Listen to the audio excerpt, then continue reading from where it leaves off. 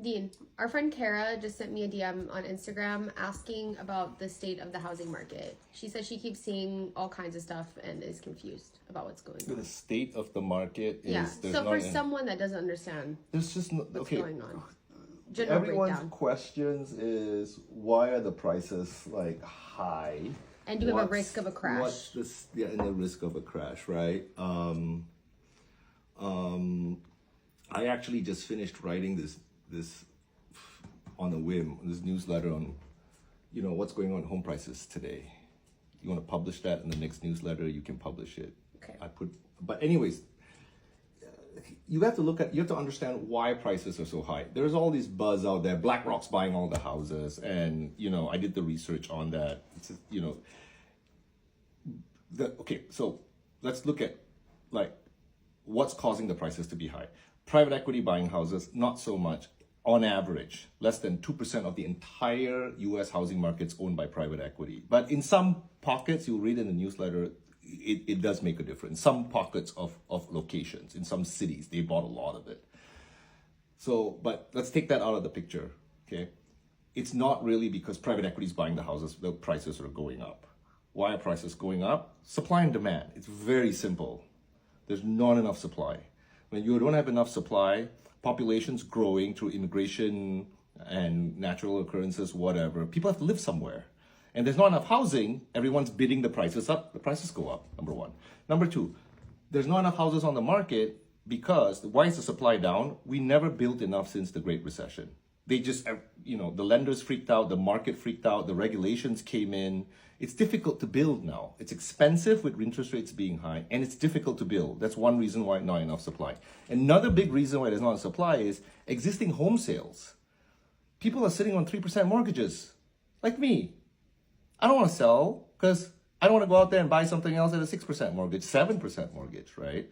So that's the main reason. It's the supply. Is it going to crash? Now, logically, if you think about it, right?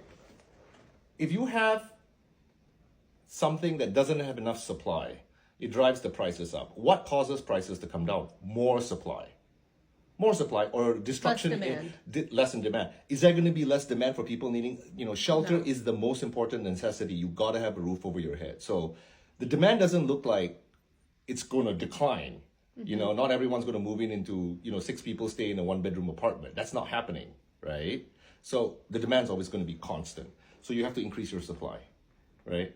So existing home sales need to come to the market to bring the prices down. What's going to allow that to happen? Interest rates have to fall to a point where people don't want to sit on their 3% mortgages anymore. So that requires interest rates to come down drastically, number one, right? The other reason to increase supply is is it going to be anytime soon, is it going to be easier for developers to build homes, to increase the supply, but both apartments and homes? Not really. I don't see it happening.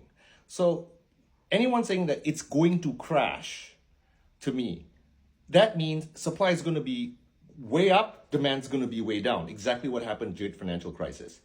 Look at the economy right now. Do you see those signs in the housing market? In some markets, it may stabilize. Now, it's very important to understand where you're buying. Some markets, there may be overbuilding going on in pockets. Yeah, but in the general level, no. So it goes back to the same thing. As I always say, when it comes to people trying to decide whether they should buy, know what's going on in your market. Is there too much supply? Is the demand higher? Is there more influx of people coming into your metropolitan area, driving up the demand?